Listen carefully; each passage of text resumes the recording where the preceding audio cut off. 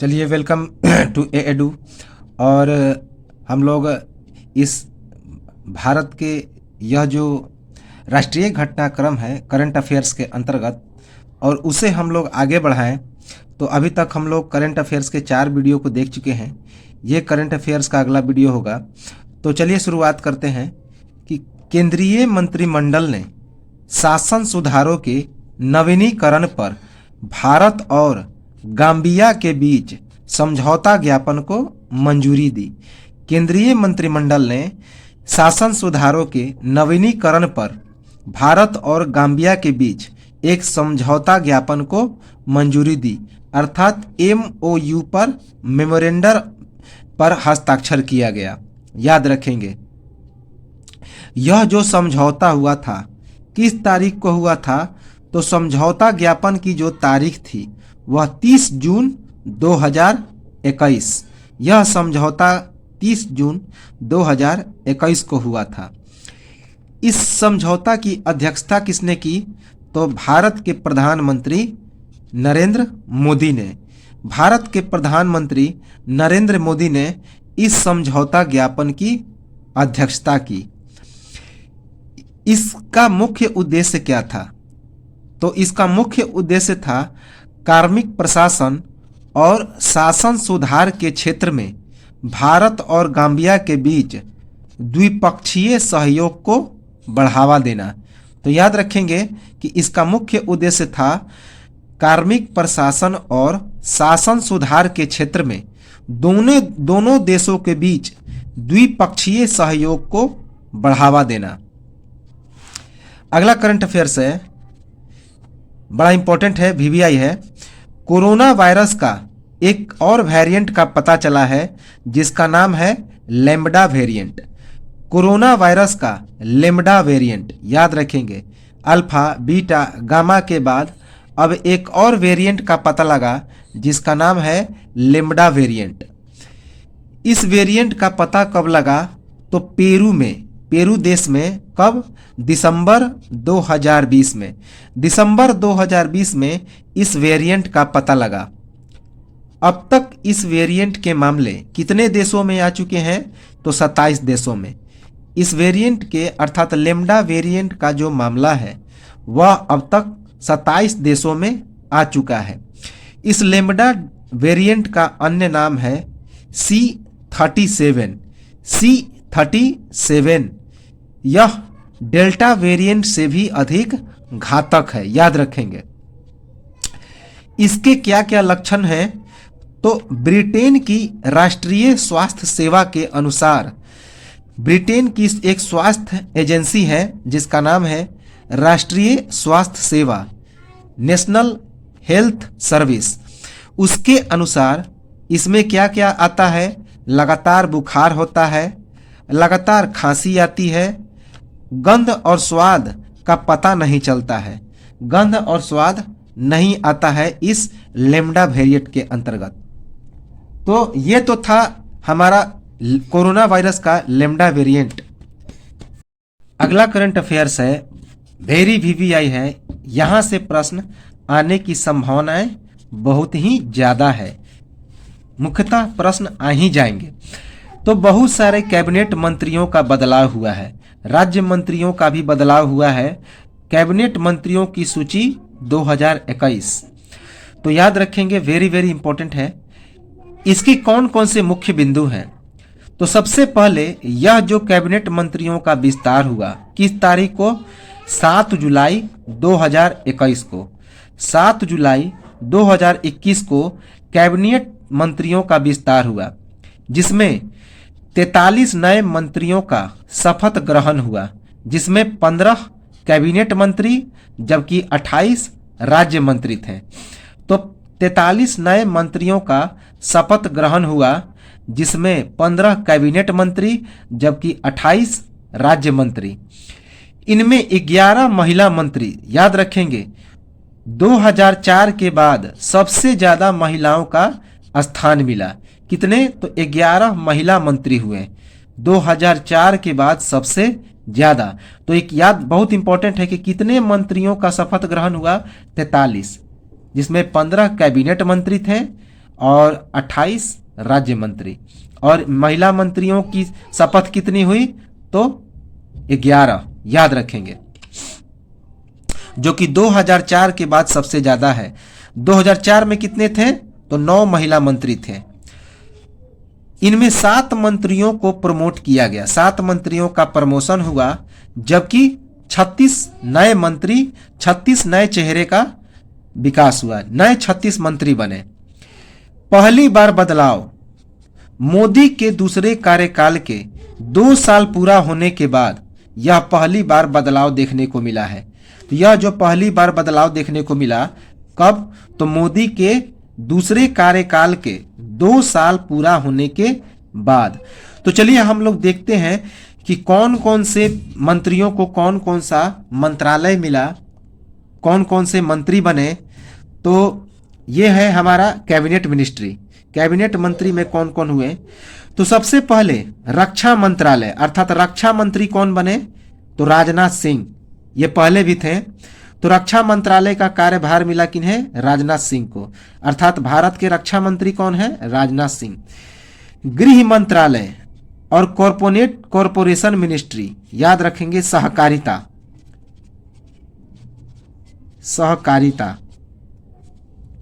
तो कॉरपोरेशन, सहकारिता मिनिस्ट्री, गृह मंत्रालय और सहकारिता मंत्रालय, यह इसी साल इस पद का सृजन किया गया था।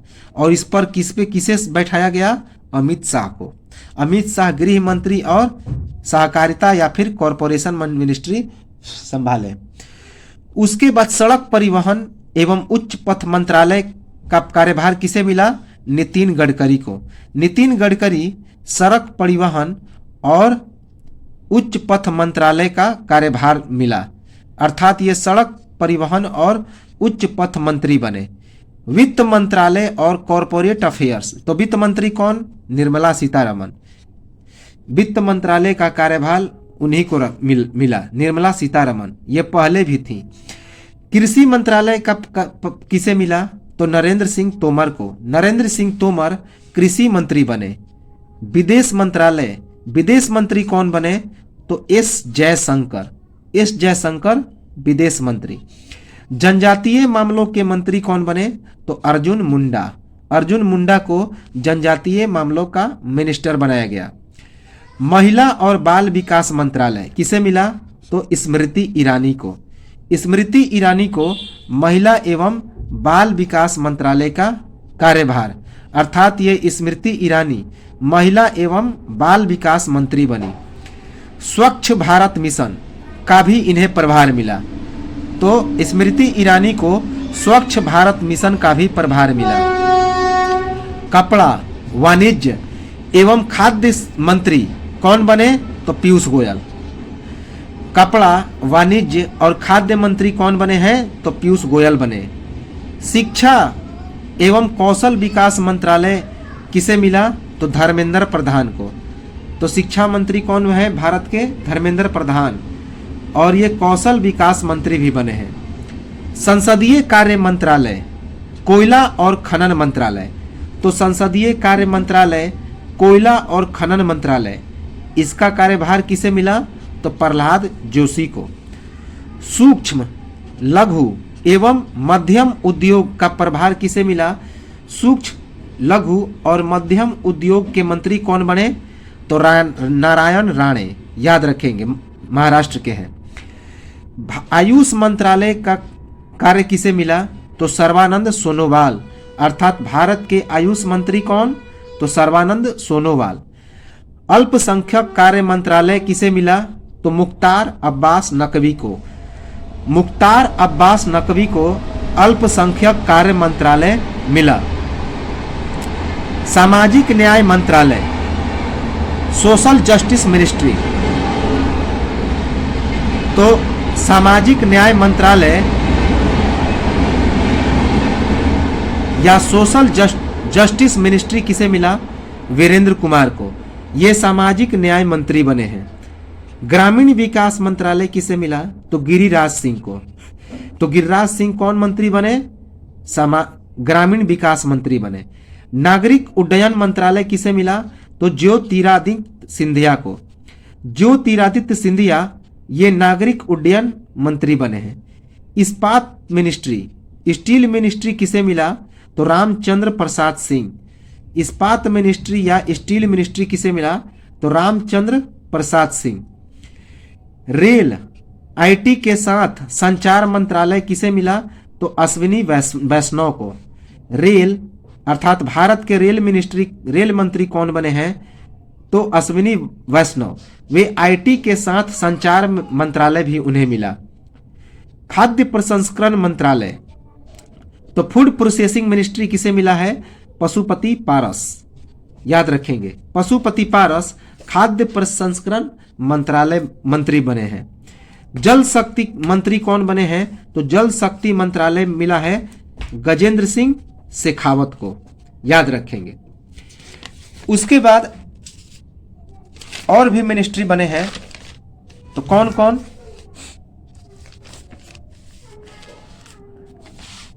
तो संस्कृति मंत्रालय, संस्कृति मंत्रालय किसे मिला?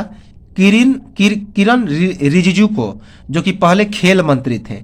तो किरण रिजिजू ये संस्कृति मंत्रालय का इन्हें पद मिला, संस्कृति मिनिस्टर बने हैं, कल्चरल मिनिस्टर। ऊर्जा मंत्रालय आरके सिंह। तो ऊर्जा मंत्री कौन बने हैं? आरके सिंह। ये पहले भी थे राजकुमार सिंह। पेट्रोलियम मिनिस्ट्री किसे मिला है? तो पेट्रोलियम मंत्रालय बने हैं पेट्रोलियम मंत्री हरदीप सिंह सूरी। स्वास्थ्य मंत्रालय किसे मिला? तो मनसुख मंडाविया को।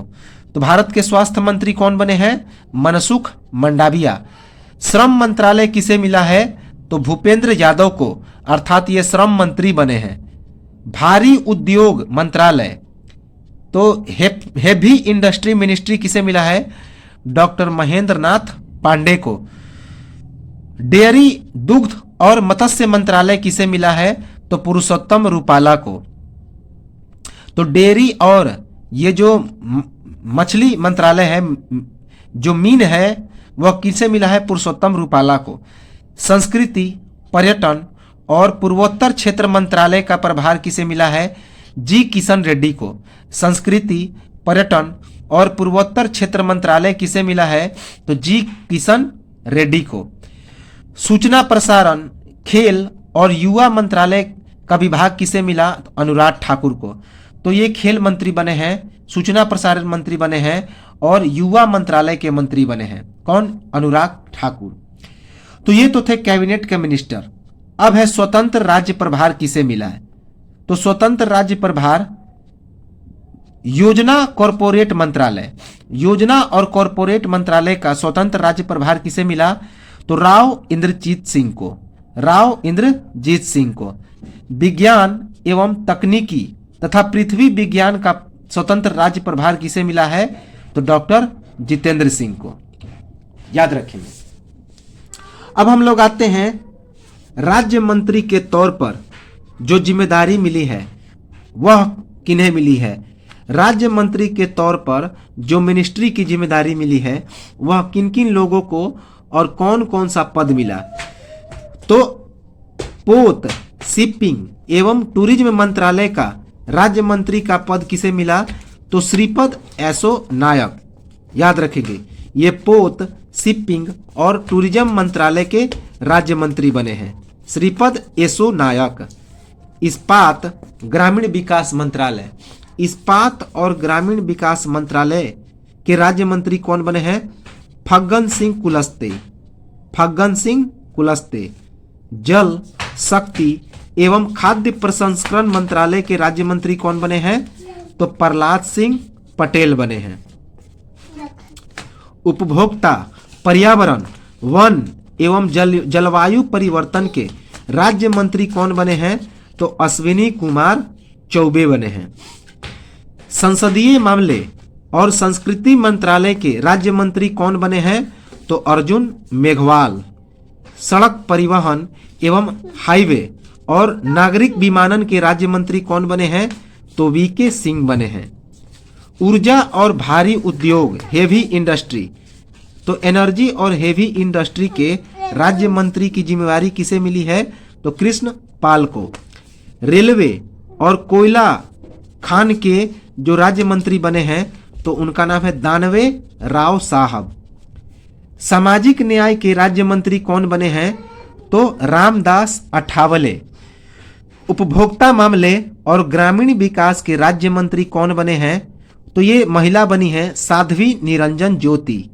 जो साध्वी है निरंजन ज्योति, इन्हें उपभोक्ता मामले और ग्रामीण विकास का राज्य मंत्री का प्रभार मिला। मत्स्य और पशुपालन तथा दुग्ध डेयरी, इनका प्रभार किसे मिला है राज्य मंत्री का? तो संजीव बालियान को। वित्त मंत्रालय का राज्य मंत्री का प्रभार किसे मिला? पंकज चौधरी को। वाणिज्य एवं उद्योग का प्रभार किसे मिला है? तो अनुप्रिया पटेल को। कानून एवं न्यायकारिता के राज्य मंत्री का प्रभार किसे मिला? एसपी सिंह बघेल को। कौशल विकास और सूचना तकनीक के राज्य मंत्री का प्रभार किसे मिला? राजीव चंद्रशेखर को।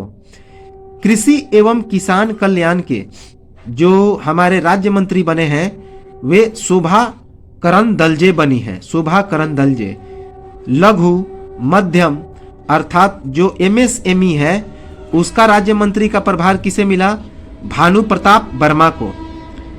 कपड़ा और रेलवे के राज्य मंत्री का प्रभार किसे मिला? दर्शना जरदोश को। ये भी महिला है। विदेश और संसदीय कार्य का जो राज्य मंत्री का प्रभार मिला किसे मिला? वी मुरलीधरन को। वी मुरलीधरन। विदेश और संस्कृति के राज्य मंत्री का प्रभार किसे मिला है? तो यह मिला मीनाक्षी लेखी को। याद रखेंगे, मीनाक्षी लेखी। उसके बाद वाणिज्य एवं उद्योग के राज्य मंत्री का प्रभार किसे मिला? तो सोम प्रकाश को मिला है। जनजातीय मामलों के राज्य मंत्री कौन बने हैं? तो ये बनी है रेणुका सिंह। याद रखेंगे। तो पूरे जो मिनिस्टर बने हैं उनमें 6 महिला नेता पहली बार केंद्रीय मंत्री बनी है। मोस्ट वीवीआई है कि कितने जो है महिला नेता केंद्रीय मंत्री बनी है, तो 6 महिला नेता ये पहली बार बनी है। याद रखेंगे, पहली बार बनी है।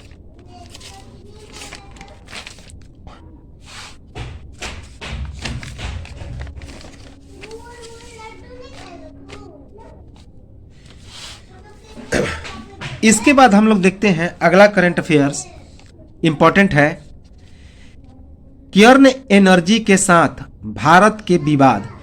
तो केयर्न एनर्जी एक कंपनी है, तो उसकी भारत के साथ विवाद चली। कैसे चली, उसका मुद्दा क्या था? तो चलिए हम लोग उसको देखते हैं। इसका कारण क्या था? ब्रिटेन के केयर्न एनर्जी पीएलसी के द्वारा 0.7 बिलियन अमेरिकी डॉलर के माध्यम के मध्यस्थता पुरस्कार के एक हिस्से की वसूली के लिए फ्रांस में भारत सरकार की लगभग 20 संपत्तियों को जब्त करने के लिए एक फ्रांसीसी न्यायालय का आदेश हासिल किया गया था। तो इसका कारण था कि ब्रिटेन के केयर्न एनर्जी पीएलसी के द्वारा 1.7 बिलियन अमेरिकी डॉलर के मध्यस्थता पुरस्कार के एक हिस्से की वसूली के लिए फ्रांस में भारत सरकार की लगभग 20 संपत्तियों को जब्त करने के लिए एक फ्रांसीसी न्यायालय का आदेश हासिल किया गया था। इसमें कौन कौन सी कानूनी प्रक्रिया अपनाई गई? तो 11 जून को फ्रांसीसी कोर्ट के द्वारा केयर्न एनर्जी को भारत सरकार की संपत्तियों के अधिग्रहण करने का आदेश दिया गया, जिसमें ज्यादातर फ्लैट शामिल थे। इस कानूनी प्रक्रिया की समाप्ति कब हुई? तो 7 जुलाई 2021 की शाम को। 7 जुलाई 2021 की शाम को इस कानूनी प्रक्रिया की क्या हुई? तो समाप्ति हुई। इसका मूल कारण क्या था? तो मूल कारण था पूर्वव्यापी कराधान का बहुचर्चित मुद्दा। यह इसका मूल कारण था पूर्वव्यापी कराधान का बहुचर्चित मुद्दा। यह मुद्दा क्या था कि 15 साल पहले अर्थात 2006-2007 में केयर्न यूके ने एक आंतरिक पुनर्व्यवस्था प्रक्रिया के एक हिस्से के तौर पे केयर्न इंडिया होल्डिंग्स के शेयरों को केयर्न इंडिया को स्थानांतरित कर दिया था। आयकर अधिकारियों ने इस प्रकार निर्णय लिया था कि चूंकि केयर्न यूके ने पूंजीगत लाभ अर्जित किया है, इसलिए इसे 24,500 करोड़ रुपए तक के पूंजीगत लाभ कर का क्या करना होगा, तो भुगतान करना होगा। तो 24,500 करोड़ रुपए के पूंजीगत लाभ कर का भुगतान करना होगा। भारत के द्वारा नीदरलैंड के अंतर्राष्ट्रीय न्यायालय द हेग में अपील दायर की गई थी। भारत के द्वारा नीदरलैंड के द हेग के अंतर्राष्ट्रीय न्यायालय में एक अपील दायर किया गया। द हेग के द्वारा केयर्न एनर्जी के पक्ष में $1.2 बिलियन के मध्यस्थता देने का निर्णय किया गया। याद रखेंगे कि द हेग ने क्या कहा कि केयर्न एनर्जी के पक्ष में $1.2 बिलियन का मध्यस्थता निर्णय दिया था। अब एक इंपॉर्टेंट है, वेरी वेरी इंपॉर्टेंट, कि फाइजर बायोएनटेक जो कि एक अमेरिकी कंपनी है, उसने कोविड-19 की तीसरी खुराक वैक्सीन के लिए मंजूरी मांगी। तो फाइजर बायोएनटेक ने कोविड-19 की तीसरी खुराक वैक्सीन के लिए मंजूरी मांगी।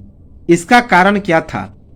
इसका कारण था कि कोविड-19 के बीटा वेरिएंट पर काबू करने के लिए। तो कोविड-19 के बीटा वेरिएंट पर काबू करने के लिए जो फाइजर बायोएनटेक कंपनी है अमेरिका की, तो उसने कोविड-19 वैक्सीन के तीसरी खुराक की मंजूरी मांगी।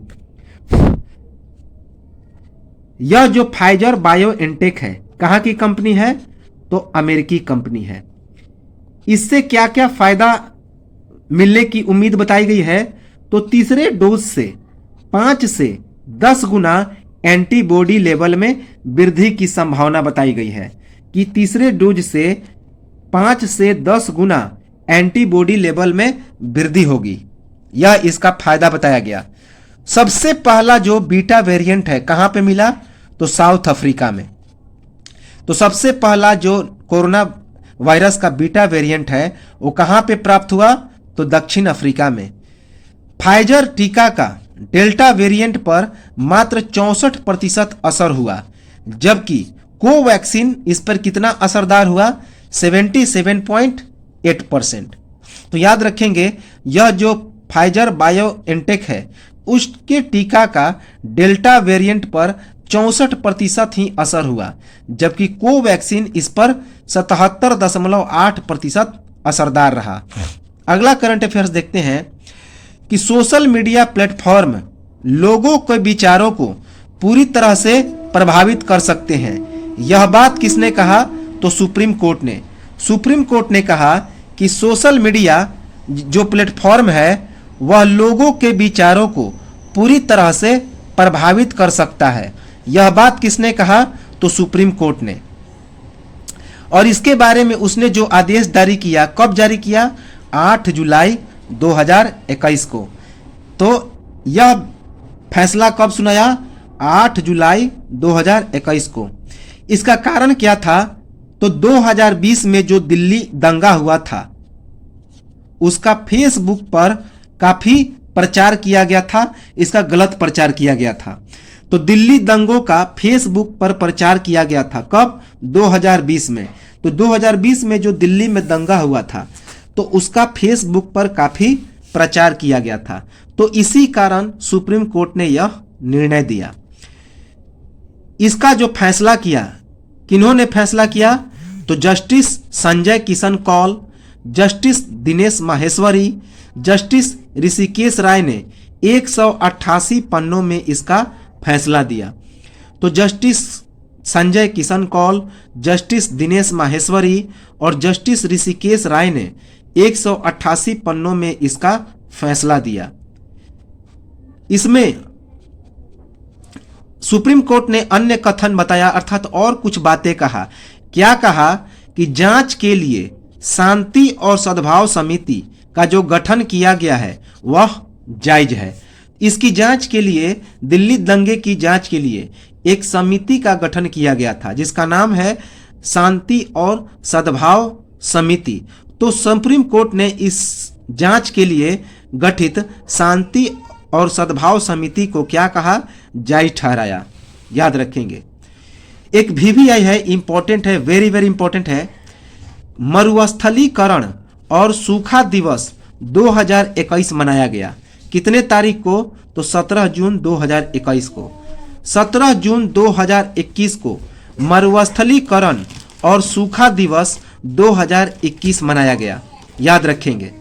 मरुस्थलीकरण और सूखा दिवस 2021 कब मनाया गया? तो 17 जून 2021 को। VVI most important. इस दिवस का मुख्य उद्देश्य क्या था? तो मरुस्थलीकरण से निपटने के लिए अंतर्राष्ट्रीय प्रयासों के बारे में जागरूकता को बढ़ाना। तो मरुस्थलीकरण से निपटने के लिए अंतर्राष्ट्रीय प्रयासों के बारे में जन जागरूकता को बढ़ाना इस दिवस का मुख्य उद्देश्य था। इस दिवस को मनाने के लिए 100 से अधिक देशों ने का लक्ष्य बनाया गया। 100 से अधिक देशों ने क्या लक्ष्य बनाया? तो 1 बिलियन हेक्टेयर की भूमि की बहाली अगले दशक में। तो 100 से अधिक देशों ने इस दिन में, इस 17 जून को लक्ष्य निर्धारित किया। क्या लक्ष्य निर्धारित किया? कि 1 बिलियन हेक्टेयर की भूमि अगले दशक में बहाल की जाएगी। 1 बिलियन हेक्टेयर भूमि की बहाली करने का लक्ष्य निर्धारित किया 17 जून अर्थात मरुस्थलीकरण और सूखा दिवस 2021 के दिन। किसने देश? 100 से अधिक देशों ने, जो कि अगले दशक में पूरा करेंगे। भारत ने भी इस दिन को एक लक्ष्य निर्धारित किया। क्या? तो भारत का लक्ष्य क्या था? 2030 तक 2.6 करोड़ हेक्टेयर खराब भूमि को बहाल करना। भारत ने भी एक लक्ष्य निर्धारित किया, वर्ष 2030 तक 2.6 करोड़ हेक्टेयर खराब भूमि को बहाल करने का। केंद्रीय पर्यावरण, वन और जलवायु मंत्री प्रकाश जावड़ेकर का एक कथन था। इसी दिन उन्होंने एक बात कहा। कौन?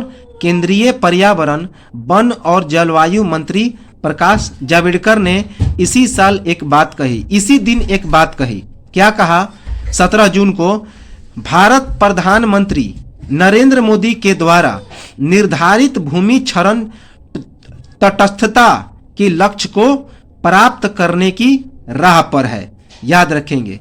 तो प्रकाश जावड़ेकर ने कहा, भारत प्रधानमंत्री नरेंद्र मोदी के द्वारा निर्धारित भूमि क्षरण तटस्थता के लक्ष्य को प्राप्त करने की राह पर है। संयुक्त राष्ट्र यूनाइटेड किंगडम ने भी एक बात कही। संयुक्त राष्ट्र अर्थात यूनाइटेड किंगडम ने भी एक बात कही। क्या कहा? पृथ्वी की बर्फ मुक्त भूमि के लगभग 3/4 को मानव द्वारा नुकसान किया जा रहा है। पृथ्वी की बर्फ मुक्त भूमि के लगभग 3/4 हिस्से को मानव द्वारा नुकसान किया जा रहा है। सबसे इंपॉर्टेंट अगर यह इस दिवस का है तो मरुस्थल और सूखा दिवस 2021 का थीम क्या है, अर्थात विषय क्या है, जो कि बहुत इंपॉर्टेंट है।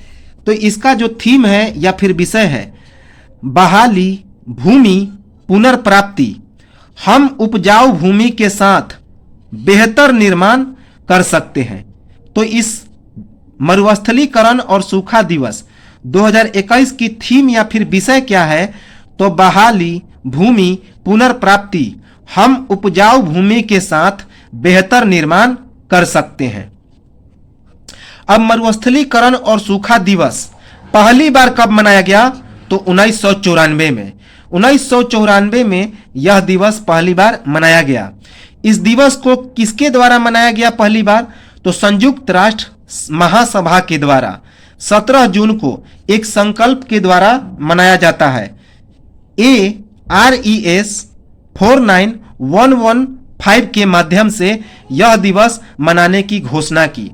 तो तो संयुक्त राष्ट्र महासभा के द्वारा मरुस्थलीकरण और सूखा दिवस हर एक वर्ष मनाया जाता है 17 जून को। इसमें एक संकल्प के द्वारा मनाया गया पहली बार ARES 49115 के माध्यम से यह दिवस मनाने की घोषणा की गई। और पहली बार कब मनाया गया? तो पहली बार मनाया गया 1994 में। अगला करंट अफेयर्स है जो कि इंपॉर्टेंट है। भारत और फिजी के बीच कृषि एवं सहायक क्षेत्रों में सहयोग हेतु एक समझौते पर हस्ताक्षर किया गया है, MOU पर हस्ताक्षर किया गया है। तो भारत और फिजी के बीच कृषि एवं सहायक क्षेत्रों में सहयोग हेतु एक समझौता पर हस्ताक्षर किया गया, अर्थात MOU पर हस्ताक्षर किया गया। कब किया गया? 22 जून 2021 को। तो यह पूछा जाएगा कि किस विषय पर हस्ताक्षर हुआ, यह जो मीटिंग हुई किस विषय पर? तो कृषि एवं सहायक क्षेत्रों में, याद रखेंगे। कब हुआ? 22 जून 2021 को। भारत के कृषि एवं कल्याण मंत्री कौन है? तो अभी हम लोग पढ़ चुके हैं, नरेंद्र सिंह तोमर। तो यह समझौता जो हुआ किसके किसके बीच हुआ? 22 जून 2021 को भारत के कृषि एवं कल्याण मंत्री नरेंद्र सिंह तोमर और फिजी के कृषि और कल्याण मंत्री, पर्यावरण मंत्री जिनका नाम है डॉक्टर महेंद्र रेड्डी, फिजी के कृषि कल्याण और पर्यावरण मंत्री डॉक्टर महेंद्र रेड्डी और भारत के कृषि एवं कल्याण मंत्री नरेंद्र सिंह तोमर के बीच यह जो समझौता हुआ वह समझौता किया गया, याद रखेंगे।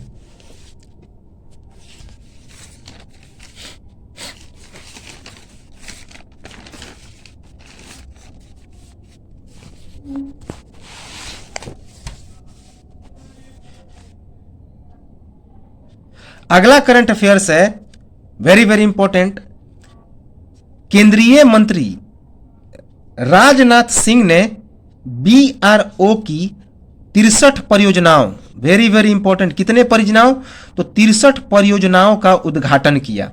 कि केंद्रीय मंत्री राजनाथ सिंह ने BRO बॉर्डर रोड ऑर्गेनाइजेशन, सीमा सुरक्षा संगठन, तो राजनाथ सिंह ने BRO की 63 परियोजनाओं का उद्घाटन किया।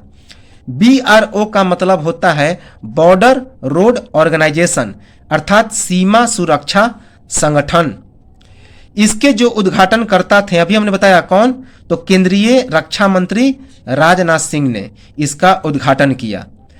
किस तारीख को? तो 28 जून 2021 को।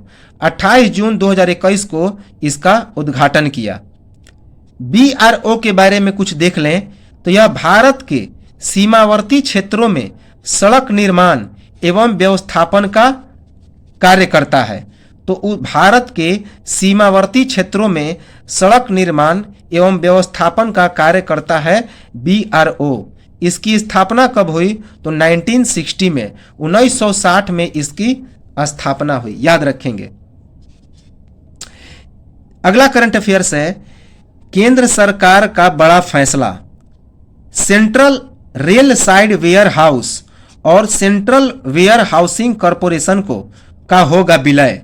तो केंद्र सरकार का बड़ा फैसला क्या निकला कि Central Railside Warehouse और सेंट्रल वेयर हाउसिंग कॉरपोरेशन दोनों का क्या होगा? तो विलय होगा।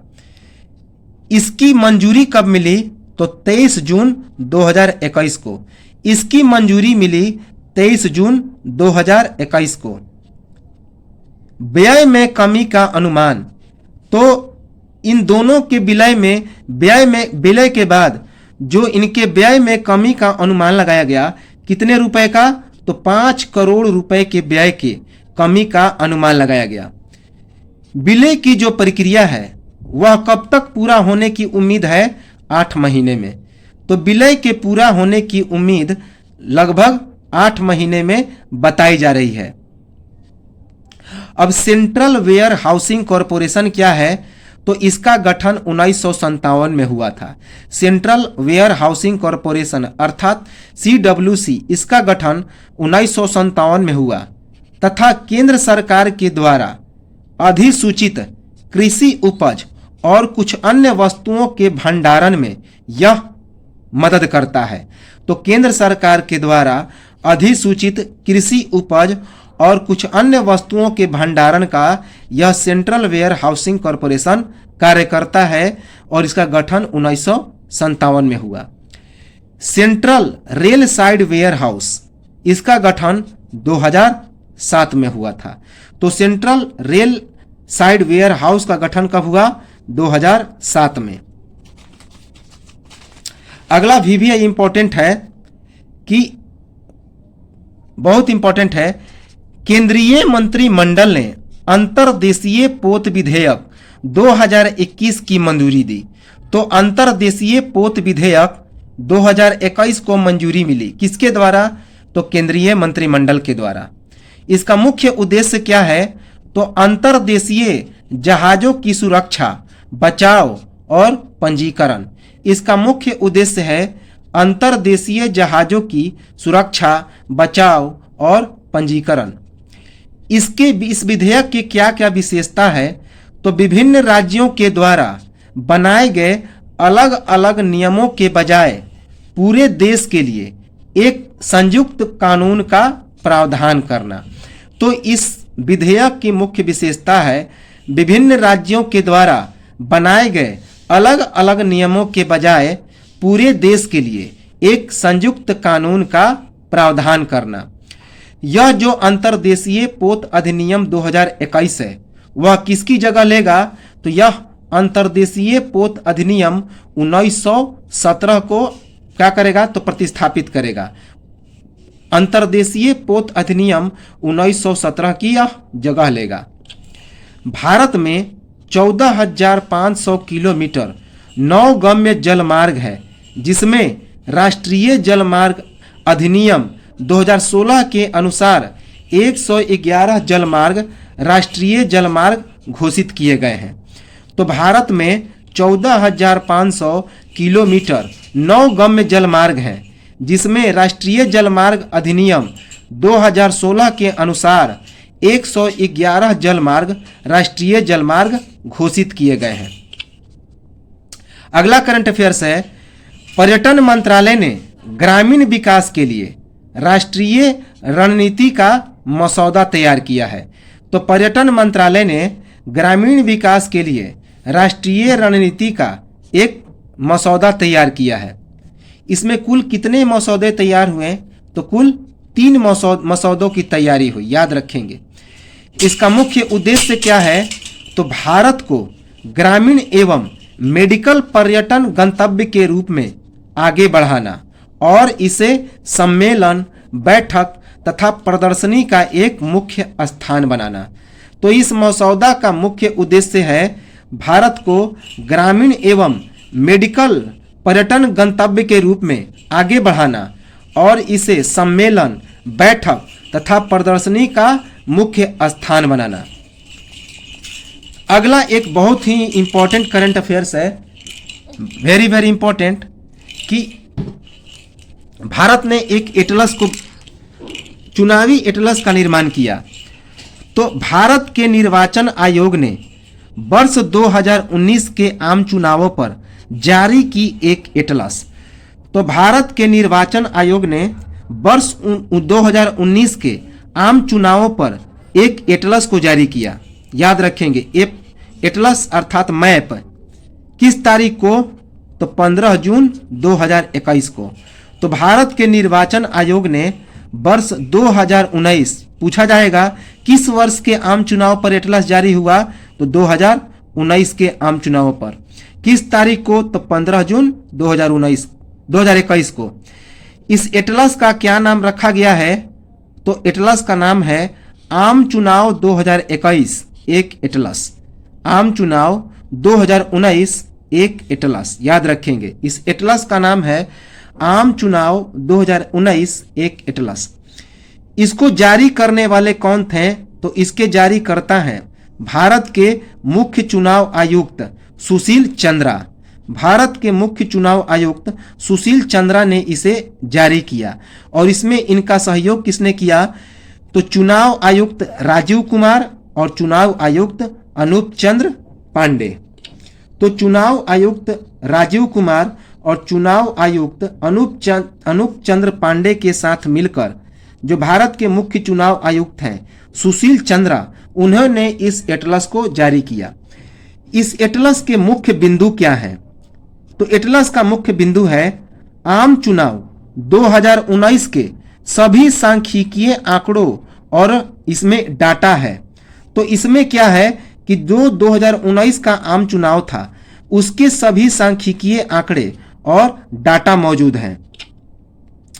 इस एटलस में 90 टेबल और 42 विषयगत मानचित्र हैं, जिसमें वर्ष 2019 के आम चुनाव की विभिन्न पहलुओं को क्या किया गया है तो दर्शाया गया है। 90 टेबल और 42 विषयगत मानचित्र हैं इसमें, जिसमें वर्ष 2019 के आम चुनाव की विभिन्न पहलुओं को क्या किया गया है तो दर्शाया गया है। 23 राज्य और केंद्र शासित प्रदेशों का इसमें वर्णन है, जहां महिला का मतदान प्रतिशत पुरुषों से ज्यादा था। तो इस एटलस में उन 23 राज्यों और केंद्र शासित प्रदेशों का वर्णन है जहां पे महिला जो वोटिंग का परसेंट था पुरुषों से ज्यादा था। अगला है करंट अफेयर्स। प्रधानमंत्री नरेंद्र मोदी ने कोविड-19 फ्रंट लाइन्स वर्कर के लिए अनुकूलित क्रैश कोर्स कार्यक्रम प्रारंभ किया।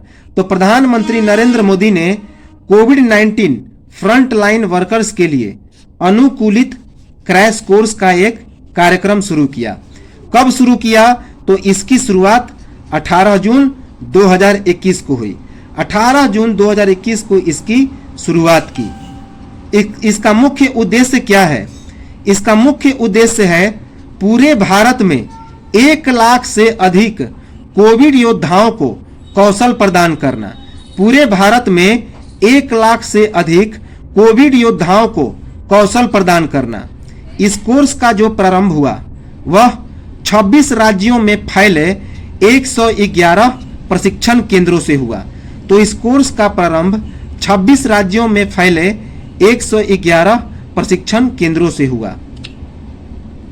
अगला करंट अफेयर्स है मोस्ट इंपॉर्टेंट कि क्वार्टर 0.1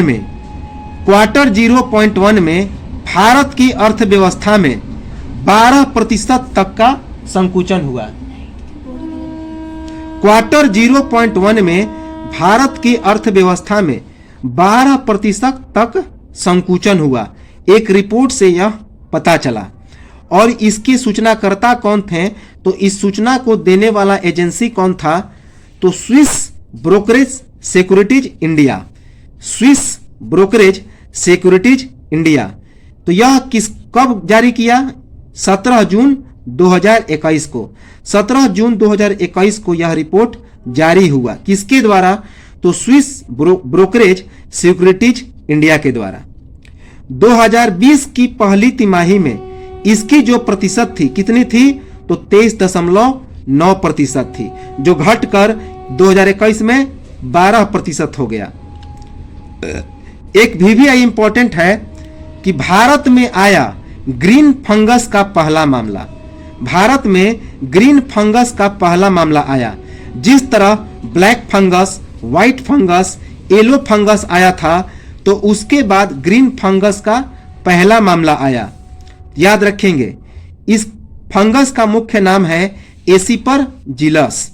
एसिपरजिलस इस फंगस का नाम है। इसके लक्षण क्या है? तो यह फेफड़ों की बीमारी है। फेफड़ों में मवाद उत्पन्न हो जाता है। तो इस ग्रीन फंगस के दौरान फेफड़ों में मवाद उत्पन्न हो जाता है। और रिपोर्ट में बचने के उपाय क्या बताए गए?